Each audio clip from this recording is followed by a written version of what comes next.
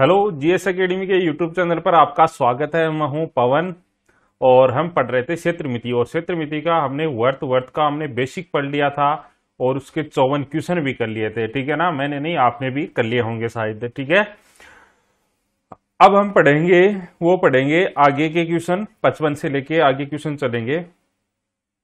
मैं एक बात कहना चाह रहा हूं कि जो स्टूडेंट 5 मिनट के लिए 10 मिनट के लिए पढ़ रहे हैं वो अपनी जिंदगी के लिए समय नहीं निकाल पा रहे हैं। ठीक है, तो वो आगे जाके क्या करेंगे? खाक करेंगे? कुछ कुछ नहीं होने वाला। ये यही समय है जो आप अपने लिए समय दे सकते हो और बहुत कुछ कर सकते हो। तो इस मौके को गंवाना मत, अन्यथा कोई खलासी मिलेगा, कोई कुछ मिलेगा, कोई कुछ मिलेगा। ठीक है, तो ये आपके पास एक अच्छा मौका है, इसको गंवाना नहीं। देखो, भर्ती तो कन्फर्म होगी, 100% होगी और वो छोड़ना नहीं। एज रिलेक्शन के साथ होगी, छूट मिलेगी आयु में, और भर्ती जरूर होगी, कन्फर्म होगी। नहीं तो 1 साल बाद में हो जाएगी। जाएगी कहाँ? लेकिन इस हिसाब से तैयारी तो करो कि उसी में नंबर आ जाए, कि दोबारा आपको भटकना ही ना पड़े। ठीक है, तो चालू करें क्वेश्चन। बिल्कुल। देखो, ये बोल रहा है 12 सेमी व्यास वाला एक पहिया 18 सेमी व्यास वाले दूसरे पहियों को घुमाता है। ठीक है, देखो दो पहिए हैं, एक तो ये है, एक ये है। इसके व्यास कितना है? इसका व्यास है वो है 12 सेमी। ठीक है, और इसका व्यास कितना है आपका? वो है 18 सेमी। तो इनकी त्रिज्या कितनी आई? 6 सेमी। और इसकी त्रिज्या कितनी आ गई? वो आ गई 9 सेमी। ठीक है, त्रिज्या कितनी आ गई? 9 सेमी। अब देखो, एक क्या है कि एक 12 सेमी का व्यास व्यास वाला एक पहिया है, वो क्या कर रहा है? 18 सेमी व्यास वाले दूसरे पहियों को घुमाता है। ऐसा मानो कि एक गाड़ी के दो पहिए हैं। तो देखो, जैसे ट्रैक्टर में आगे वाला छोटा आता है और बड़े वाला पीछे वाला बड़ा आता है ना, तो ऐसे इसमें दो पहिए है ना। आगे बोल रहा है, जब छोटा पहिया 42 चक्कर पूरे करता है तब बड़े पहिए द्वारा तय चक्कर ज्ञात करो। कह रहा कि इनमें चक्कर है ना, पहले वाला कितना चक्कर लगा रहा है? पहले वाला लगा रहा है 42 चक्कर लगा रहा है, तो दूसरे वाला कितना चक्कर लगाएगा ये पूछ रहा है। ठीक है, अब मुझे एक बात बताओ कि पहले वाला दूसरे को घुमा रहा है, इसका मतलब दोनों एक साथ हैं, तो दोनों एक साथ समान दूरी तय करेंगे। जैसे ट्रैक्टर में बात करूं मैं, ठीक है, तो ट्रैक्टर में आगे वाला छोटा होता है, बड़े वाला पीछे वाला बड़ा होता है ना, यही होता है ना। अब क्या है कि जैसे ऐसे थोड़ी है कि जैसे आगे वाला 5 किलोमीटर चला तो पीछे वाला 2.5 किलोमीटर या 3 किलोमीटर चलेगा, ऐसा नहीं है ना। वो दोनों बराबर चलेंगे, दूरी दूरी बराबर ही चलेंगे ना, तो बराबर चलेंगे, तो ऐसे इनकी दूरी बराबर होगी। तो देखो, इनकी दूरी बराबर होगी तो एक राउंड की दूरी कितनी बराबर, किसके बराबर होती है? उनकी परिधि के बराबर। तो एक राउंड की बराबर 2πr इंटू अक्स, इतने राउंड, और ये इसके बराबर होगा 2π, ये पहले वाले की त्रिज्या r1 है और ये r2 इंटू अक्स 2। ठीक है, ये वाला अक्स 1, ये चक्रों की संख्या है। ये देखो, चक्कर लगा रहे हैं और ये चक्कर लगा रहे हैं, और दोनों की दूरी क्या होगी? बराबर। यानी एक चक्कर में पहला पहिया कितनी दूरी तय करेगा? 2πr1, और कितने चक्कर लगाया? अक्स, तो इसमें इतनी दूरी तय कर दी। दूसरे वाला पहिया है वो कितनी दूरी तय करेगा एक चक्कर में? 2πr2। ठीक है, और कितने चक्कर लगाएगा? अक्स 2, तो उसने एक चक्कर में इतनी दूरी तय की है, तो अक्स 2 में इतनी दूरी तय कर देगा। ठीक है, बस मान रख दो। देखो, 2π से तो 2π कैंसिल हो गया, और r1 यानी त्रिज्या कितनी है हमारी? 6 गुना 42 बराबर r2।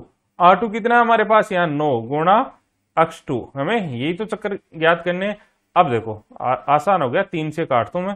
3 दूनी 6, 3 तिया 9, 14 3 42, तो 14 दूनी 28, 28 बराबर अक्स 2। तो कितने चक्कर लगाएगा? 28 चक्कर लगाएगा। बड़े वाला 28 और छोटे वाला 42 चक्कर लगाएगा, तब ही वो समान दूरी तय कर पाएंगे, अन्यथा नहीं कर पाएंगे। ठीक है, ये बताओ।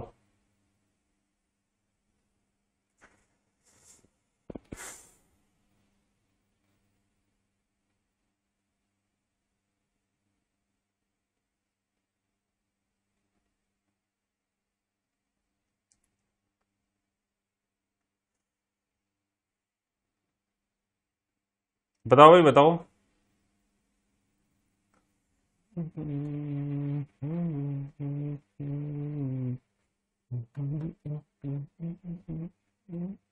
तड़पता है मुझे।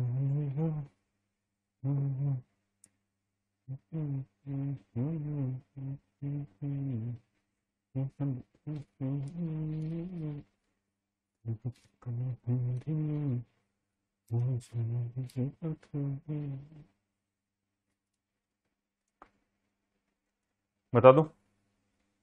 देखो 18 सेमी व्यास वाला एक पहिया 27 सेमी व्यास वाले दूसरे पहिए को घुमाता। देखो ये इसकी 18 सेमी व्यास है, तो इसकी त्रिज्या कितनी आ जाएगी? त्रिज्या आ जाएगी 18/2। और ये दूसरा पहिया है, इसका व्यास कितना है? 27, तो इसकी त्रिज्या आ जाएगी 27/2। ठीक है, घुमाता। जब छोटा पहिया 36 चक्कर लगाता है, यानी इनमें कितने चक्कर लगा रहा है वो? 36 लगा रहा है। तो दूसरा कितना चक्कर लगाएगा ये पूछा है। तो देखो वो एक राउंड में कितनी दूरी तय करता है? 2πr। आर कितना है हमारे पास? 18/2। ये एक चक्कर में उसके द्वारा तय की गई दूरी है। तो हमारे पास कितने चक्कर है? 36। तो 36 में इतनी दूरी तय करेगा, इतनी तय करेगा ना, बराबर। तो इसकी भी एक राउंड में दूरी कितनी होगी? 2πr। आर कितना हमारे पास? 27/2। तो एक राउंड में इतनी दूरी तय कर रहा है, तो कितने राउंड लगाएगा कि दोनों समान दूरी तय करेंगे? ठीक है, अब देखो काट तो, और क्या, 2 से 2 कैंसिल दोनों में, 2π से 2π कैंसिल। मैं 9 से काटूं तो 9 3 27, 9 चौक 36। ठीक है, और 3 6 18 और 6 चौके 24, 24 बराबर अक्स। तो कितने राउंड लगाएगा वो? 24 राउंड लगाएगा। कितने? 24 राउंड। ठीक है, कोई दिक्कत है क्या किसी के? नहीं है, बहुत अच्छी बात। देखो ये बड़ा आसान सा क्वेश्चन है, बहुत ही आसान क्वेश्चन है। ये बोल रहा है एक वर्त तथा एक आयत का परिमाप समान है। देखो ये कोई वर्त है और ये आयत है, इनका परिमाप समान है। ठीक है ना। अब देखो आयत की भुजाएं क्रमशः 26 सेमी, यानी ये 26 सेमी है और ये 18 सेमी है। तो वर्त का क्षेत्रफल ज्ञात करो, इसका क्षेत्रफल ज्ञात करो। ठीक है, यही पूछा है। तो दोनों का परिमाप समान है, तो इसका पहले मैं आयत का परिमाप निकालूंगा। तो बोलो आयत का परिमाप क्या होता है? 2 इंटू लंबाई प्लस चौड़ाई। यही होता है ना, मैंने पढ़ा दिया है, जिसने नहीं देखा पीछे वाली क्लास जरूर देखें। ठीक है, क्या होता है? 2 इंटू लंबाई प्लस चौड़ाई। ठीक है, इसको रख देते हैं हम। ये आ गया 44, 44 दूनी 88। तो ये कितना आ गया? 88 आ गया ना। तो ये 88 है, तो इसका परिमाप 88 है, तो इसका भी परिमाप कितना होगा?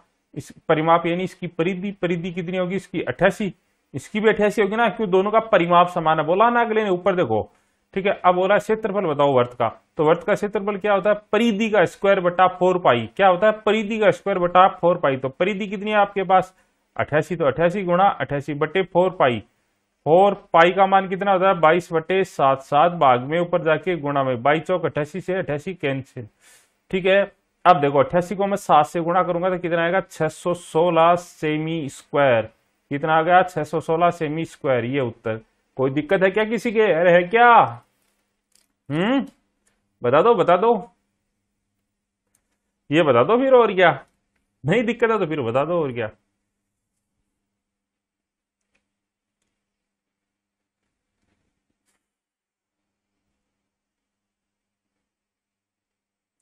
क्या दिन आ गए यार, अकेले बैठे बैठे इस रूम में बोलते रहो। ठीक है, और फिर आप सुनते रहो, कोई सामने नहीं है, मजा ही नहीं है। क्या पता क्या हो गया, मुझे लग रहा है ये दुनिया खत्म होने वाली है। नहीं होगी तो मेरा दिमाग तो जरूर खराब हो जाएगा।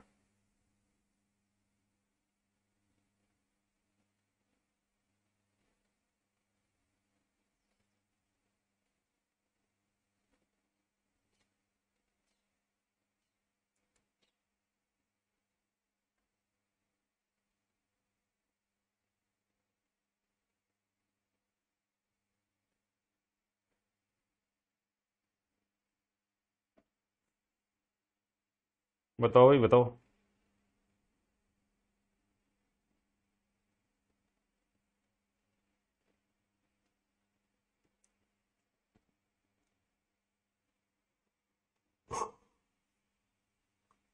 तो दोनों का परिमाप समान है, तो पहले आयत का परिमाप निकालूंगा। तो आयत का परिमाप कितना है आपके पास? आयत का परिमाप है 2 इंटू लंबाई प्लस चौड़ाई, यानी 14 प्लस 8। 14 8 कितने? 22, 22 दूनी 44। तो आयत का परिमाप कितना आ गया? 44। तो वर्त की भाई परिधि कितनी होगी? टोटल 44 ही होगी ना। अब वर्त का क्षेत्रफल पूछा है, तो वर्त का क्षेत्रफल क्या होता है भाई? वर्त का क्षेत्रफल, अरे क्या होता है बोलो, साथ साथ बोलो। परिधि का स्क्वायर बटे 4π। परिधि का स्क्वायर बटे 4 पाई। तो परिधि कितनी है आपके पास 44, तो 44 गुना 44 बटे 4 पाई। तो 4 पाई का मान 22 बटे 7, 7 भाग में ऊपर आके गुणा में, 22 दूनी 44, 2 से काटो 4 कैंसिल, 2 काटो कितना 22। देखो 7 भाग में ऊपर जाके गुणा होगा तो 22 गुना 7 बराबर कितना होता है 154, और सेमी में है तो सेमी स्क्वायर, तो आ गया 154 सेमी स्क्वायर। पहला ऑप्शन सही। कोई दिक्कत किसी के नहीं है। अगला,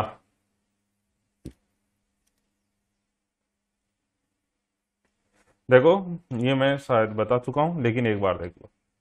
किसी वर्ताकार मैदान के चारों ओर एक चौड़ा रास्ता है, बाहरी परिधि तथा आंतरिक परिधि का अंतर 66 मीटर है, तब मार्ग की चौड़ाई ज्ञात करो। देखो ये कोई वर्ताकार मैदान है, इसके चारों ओर ये कोई रास्ता बना हुआ है ना, इस रास्ते के हमें देखो परिधियों का अंतर दिया है, तो इसको माना ऐसा मानो कि इसकी त्रिज्या R1 है और बाहर वाले की त्रिज्या कैपिटल R है, अंदर वाले की स्मॉल r है, बाहर वाले की कैपिटल R है। ठीक है, इनका बोला परिधियों का अंतर, यानी ये अंतर बताओ, तो ये अंतर कितना होगा बाहर वाले से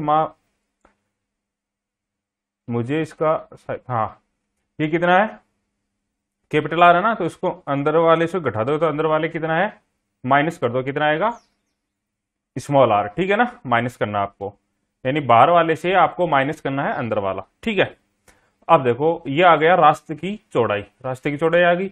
अब हमें क्या दिया कि इनका परिधियों का अंतर दे रखा है, कितना दे रखा है 66।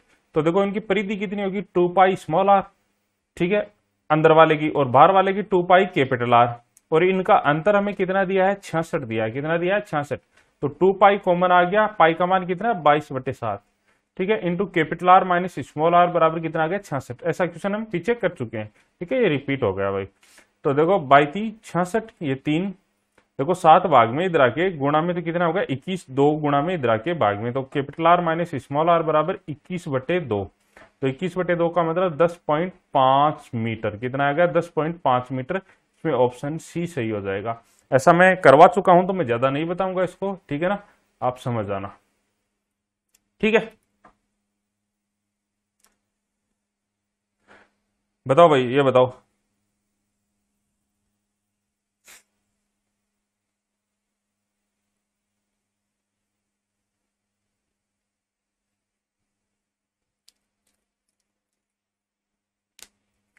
हर संडे को आपको क्लास ऑफ रहेगी, संडे को क्लास नहीं होगी।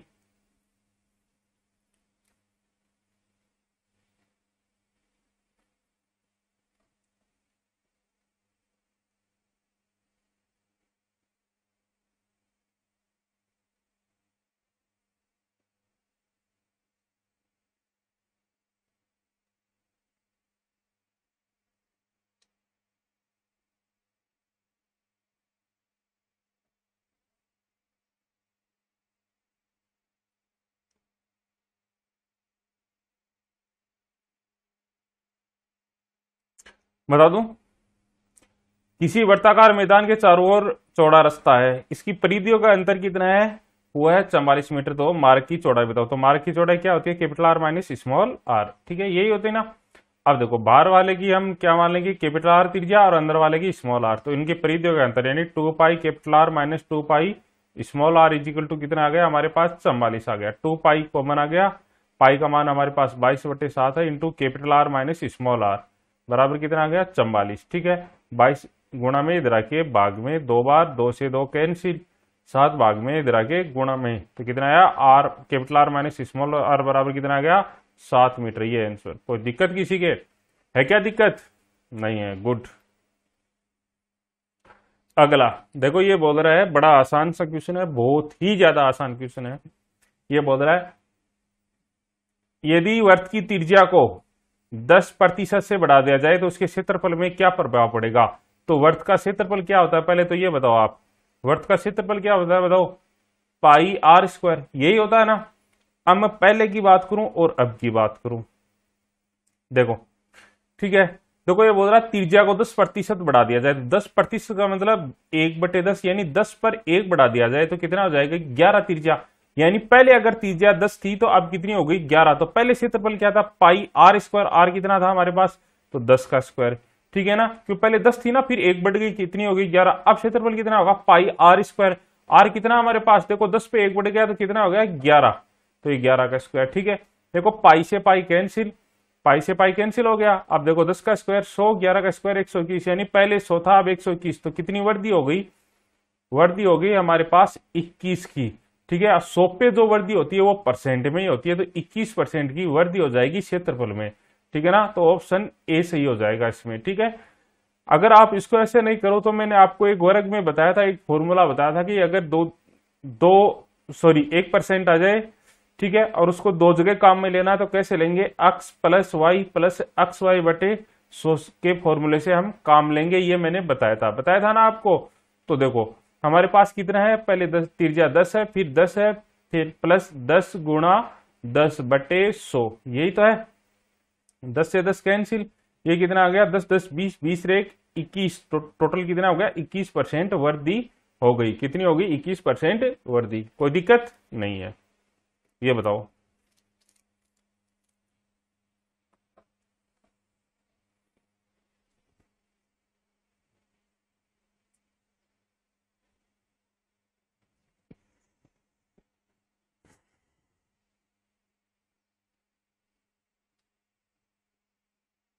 तेरा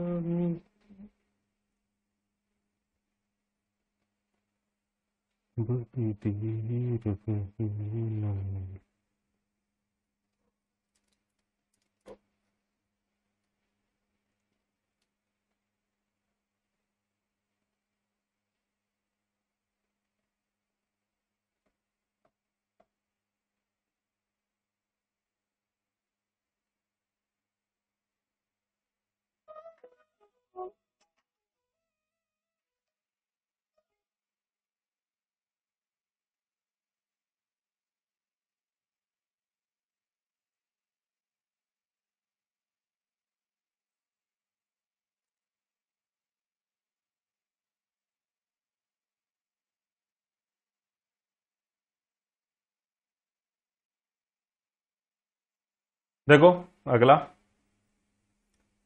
यदि किसी वर्त की त्रिज्या को 20% से बढ़ा दिया जाए तो उसके क्षेत्रफल पर क्या प्रभाव पड़ेगा।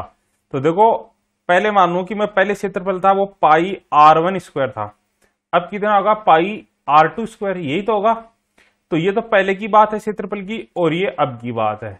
ठीक है, अगर त्रिज्या हम बढ़ा दें तो पहले r1 स्क्वायर फिर r2 स्क्वायर, देखो पाई से तो पाई कैंसिल हो गया। अब देखो 20% की वृद्धि होगी तो 20% का मतलब कितना होता है 20/100, यानी 1/5 होता है। मतलब पहले त्रिज्या अगर 5 थी तो 1 की वृद्धि हो गई, मतलब कितना हो गया 6, तो पहले 5 थी तो 5, यानी r1 का मान कितना था 5, तो 5 का स्क्वायर। फिर देखो r2 कितना आ गया 6 का स्क्वायर। ठीक है, अब देखो 5 का स्क्वायर कितना हुआ 25, 6 का स्क्वायर 36, मतलब कि पहले क्षेत्रफल 25 था तो अब कितना हो गया 36 हो गया। कितना बढ़ गया हमारे पास 11, किस पे 25 पे, गुना 100, तो टोटल कितनी वृद्धि आ गई, इसको काटो देखो 4, ये आ गया 44% की वृद्धि होगी।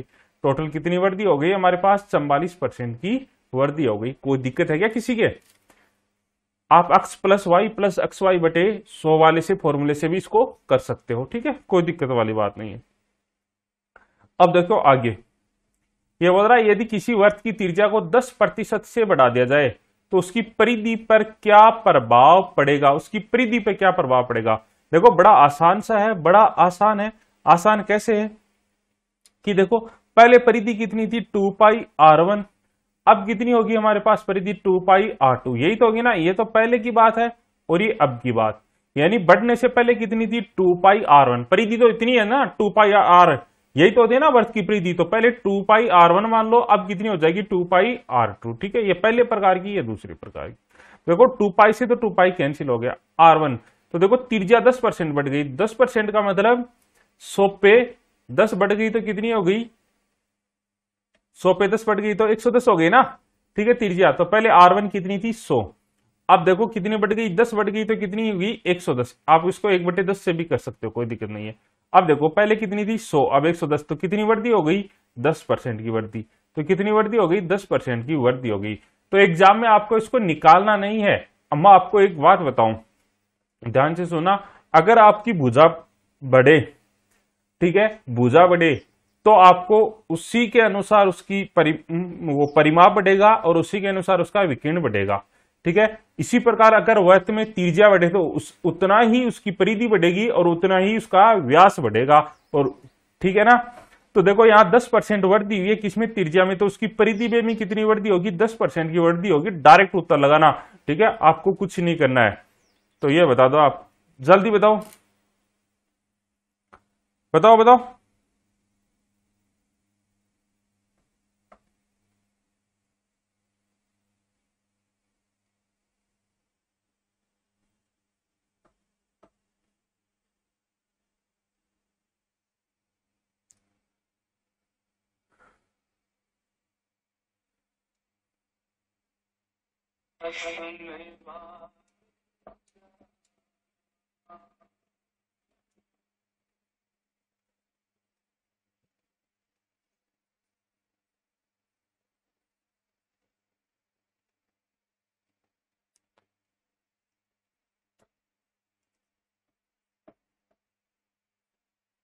अरे कितना आएगा, 15% आ गया ना। जितनी त्रिज्यावर्ती होगी उतनी ही परिधि, तो कितना आएगा 15%, यही आंसर। ठीक है। अब देखो हमने इतना पढ़ लिया है, हमने वर्त पढ़ लिया है। ठीक है। वर्त के और क्वेश्चन है वो मिक्स क्वेश्चन है, जैसे त्रिभुज में है। ठीक है। तो उसको हम बाद में लेंगे एक साथ मिक्स क्वेश्चन, पहले हम इनका बेसिक कंप्लीट कर रहे हैं। तो अब हम पढ़ेंगे देखो अर्धवर्त। ठीक है। तो आज मैं आपको अर्धवर्त के फॉर्मूले लिखवा देता हूं, बेसिक बता देता हूं। देखो अर्धवर्त क्या होता है, वर्त का आधा। तो ये हो गया आपके पास अर्धवर्त, ये इसका केंद्र, इसकी त्रिज्या r है। तो पहली तो बात है इसके क्षेत्रफल की। तो इसका क्षेत्रफल कितना होगा, तो क्षेत्रफल क्या होगा, इसका हाफ ही होगा ना पूरे वर्त का। क्यों, ये पूरे वर्त का देखो, ये देखो यहाँ पूरे वर्त का हाफ है। तो क्षेत्रफल कितना होता है वर्त का पूरे का, पाई आर स्क्वायर। ठीक है। तो इसका आप हाफ कर दो यानी बट्टे 2। तो ये आ गया आपका क्षेत्रफल का फॉर्मूला। ठीक है। अब बात करूं मैं इसकी परिधि की। तो इसकी परिधि कितनी होती है, इसकी परिधि देखो, एक बात देखो आप, ये गोल है तो इसकी परिधि टोटल कितनी होगी वर्त की, 2 पाई आर। लेकिन इसकी हाफ नहीं होगी क्या, क्यों, ये यहां तक हाफ ही तो है, ये देखो हाफ है ना। तो देखो 2 पाई आर का आधा कितना होगा, 2 पाई आर, इसका हाफ होगा। लेकिन प्लस इसमें एक बात और देखो आप, ये तो हाफ हो गया, लेकिन ये वाला रास्ता रह गया ना, ये वाला। तो ये किसके बराबर है, व्यास के बराबर। तो व्यास कितना होता है, व्यास त्रिज्या का दुगुना यानी 2r। तो इसमें प्लस 2r भी ऐड होगा। अब देखो 2 से 2 कैंसिल, तो कितना आ गया हमारे पास, पाई आर प्लस 2r। कितना आ गया, पाई आर प्लस 2r। ठीक है। इसमें r कॉमन आ गया। ठीक है। पाई का मान यहाँ पाई आ गया और यहाँ कितना आ गया 2। ठीक है। इसको मैं आगे हल कर लेता हूं। तो आगे हल करूंगा तो देखो r तो है ही, पाई का मान हमारे पास 22/7 है, प्लस 2 है। ठीक है। इसको हल कर लूं तो मैं कितना है, 7 दूनी 14 और 22 36/7। तो ये आ गया 36/7 इंटू आर।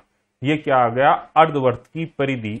अर्धवर्त की परिधि। तो अर्धवर्त की परिधि कितनी होगी हमारे पास, वो हो गई 36/7 इंटू त्रिज्या। कितनी हो गई, 36/7 इंटू त्रिज्या, वो हो गई अर्धवर्त की परिधि। ठीक है। कोई दिक्कत है। अब आगे की बात, अगर कोई भी अर्धवर्त है, कोई भी अर्धवर्त, ये अर्धवर्त है ना, इसमें जो बना त्रिभुज हमेशा समकोण त्रिभुज होता है, हमेशा समकोण त्रिभुज। क्यों, क्यों, ये देखो व्यास है और व्यास पे बना, व्यास द्वारा परिधि पे जो अंतरित कोण है वो सदैव 90 डिग्री का होता है। हम जियोमेट्री में पढ़ेंगे क्यों होता है। ठीक है। तो कहीं भी कोण बना लो, ये कितना होगा, 90 डिग्री ही होगा। कितना होगा, 90 डिग्री का। ठीक है। आपसे पूछ सकता है कि अर्धवर्त में बना, अर्धवर्त में बना त्रिभुज हमेशा समकोण त्रिभुज होता है। ठीक है। दूसरी एक बात और, इसमें आपसे यह भी पूछ सकता है कि इसका क्षेत्रफल बताओ। यानी अर्धवर्त में, मैं आगे वाले में बता देता हूं। देखो ये अर्धवर्त है, ठीक है, उसमें ये त्रिभुज है। तो ये कौन सा होगा, समकोण, इसका केंद्र। ये त्रिज्या आर है, ये भी आर है, और ये भी कितनी है, आर है। ठीक है। अब आपसे पूछ सकता है कि अर्धवर्त में, अर्धवर्त में बने त्रिभुज का क्षेत्रफल ज्ञात करो। ठीक है, ठीक है, क्षेत्रफल ज्ञात करो। तो देखो बड़ा आसान सा है। देखो मुझे एक बात बताओ कि त्रिभुज का क्षेत्रफल क्या होता है? वो होता है 1/2 आधार गुणा ऊंचाई। यही होता है ना त्रिभुज का क्षेत्रफल, 1/2 आधार गुणा ऊंचाई। तो 1/2 आधार कितना है इसका? देखो ये आर है, ये आर है, तो कितना हो गया टोटल? 2r इंटू ऊंचाई। ऊंचाई कितनी है? देखो इसकी तिरछाई तो है, ऊंचाई कितनी है? आर। तो देखो 2 से 2 कैंसिल हो गया, आर को आर से गुणा करूंगा, आर स्क्वायर, यानी किसके बराबर होता है? त्रिज्या के स्क्वायर के बराबर होता है। मैं ऐसा बोल दूं कि एक अर्धवर्त है, उसकी त्रिज्या है 7 सेमी, उसमें बने त्रिभुज का क्षेत्रफल ज्ञात करो। तो कितना होगा? 7 का स्क्वायर 49 सेमी स्क्वायर। ठीक है, समझ में आया? तो आज के लिए बस इतना ही। ठीक है, मैं आपसे एक बात यही कहना चाह रहा हूं कि ये समय निकल जाएगा। ठीक है, आप इस समय को सदुपयोग करना चाहो तो सदुपयोग कर सकते हो। फिर बोलोगे कि यार क्या हो गया? तो एक तो है आपके पास कि आप पढ़ाई करो, ठीक है, दूसरा कि आप समय किसी अन्य फालतू चीजों में गमा दो। तो ये तो देखो कोई काम नहीं आने वाला है। ठीक है, कोई भी फालतू काम करोगे कोई मतलब नहीं है। जैसे वीडियो देख रहे हो, फिल्म देख रहे हो, ठीक है, और फालतूगिरी बातें कर रहे हो, तो इनका कोई मतलब नहीं है। ठीक है, फोन पे लगे रहे हो। एक दूसरा पढ़ाई, तो ये आपके बहुत काम आएगी, बहुत ज्यादा काम आएगी। पढ़ाई एक जॉब में काम नहीं आती है, आपको चतुर भी बनाती है। तो आप रोजाना कम से कम, अब आपके पास मौका है, आप 10-10 12-12 घंटे पढ़ो। इतना अच्छा मौका है कि आप जाने मत दो।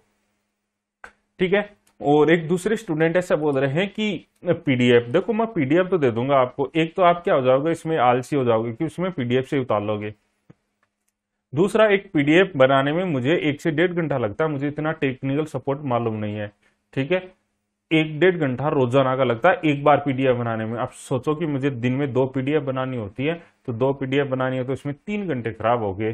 ठीक है, अगर आप चाह रहे हो कि हमारे 3 घंटे खराब हो, मैं ऐसा ही लगा रहा हूं, तो जरूर मैं आपको ये पीडीएफ उपलब्ध करवा दूंगा, कोई दिक्कत वाली बात नहीं है। ठीक है, क्यों? एक बार मेरे पास टेक्निकल सपोर्ट नहीं है, मुझे इतना मालूम नहीं है कि कंप्यूटर कैसे वगैरह चलाते हैं।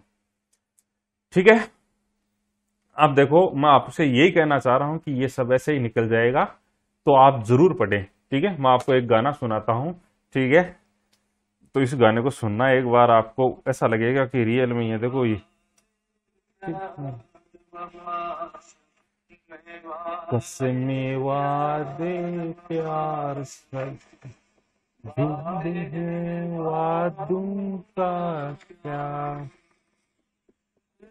किसी का नहीं झूठे हाथों का क्या, कसमें वादे प्यार वफा सब वादे हैं वादों का क्या। ठीक है, मिलते हैं अगली क्लास में। Thank you.